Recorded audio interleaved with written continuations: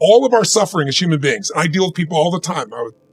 I mentioned to you off camera, 2 people I coached yesterday. One's presidential candidate and the other one is a rap superstar, right? But both on the same day. And without naming any names, people that have everything by your point of view, most people's point of view, they have the fame and they have the love and millions of people love them and they have great economics, financial freedom, and they have homes and they have the fashion, they have everything. They're the shit. I can't tell you how many of them are miserable. The majority are miserable. I'm not bullshitting. I'm the one who gets the phone call from the vast majority. When I say miserable, they're so used to it, some of them don't even realize they're miserable, but most do. They get in a place where it's like, how do I keep this up? How do I keep outdoing myself? How do I built these 32 companies, how to keep all 32 going and make them all grow every single year. And that's not how life is, right? And then they worry about what will people think? What will they do? So the decision to say, I am not going to suffer, that if suffering arises, pain's one thing, suffering's another. Suffering is when you're like, I'll give you an example. A friend of mine is a very famous Indian industrialist and billionaire guy. And he just recently took a sport in India that's been around 2,000 years that almost every village child plays, and he turned it into a professional sport. No one had ever made a professional sport 2 years ago. He invested, I don't know, I'm making the number up, $20 million in it. In 2 years, the sport is so successful in India that 500 million people watched the finals. That's amazing. 2 months ago. 500 million people, right? So 500 million, that's how it is in India. And people are saying this is going to be as big as, for them, cricket is the ultimate thing, right? The biggest cricket. So his team valuation, I'm making the number up, I think it's gone to like $500 million in 2 years from, $25 million. And his team is number 2 in the whole world, right? Wow. He's got these great players.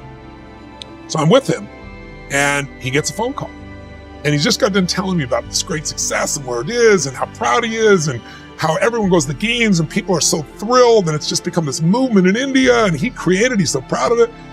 And he gets this phone call and the phone call is from his management team telling him that one of his competitors has just offered 4 times as much money as he was offering to his top 3 athletes who are the core of his whole team.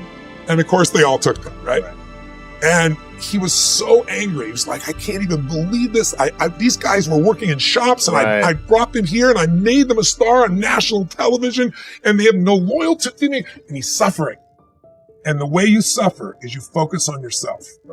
Suffering comes when we obsess about ourselves, what we're getting or not getting, what we should have done, what others should have done for us. It's the me game. Suffering can be worry, it can be anger, it can be frustration. It's anything that takes you out of a beautiful state. And here's what people don't get. You can end suffering by stop focusing on yourself and focus on something you want to serve greater than yourself. Your children, your wife, your mission, your life.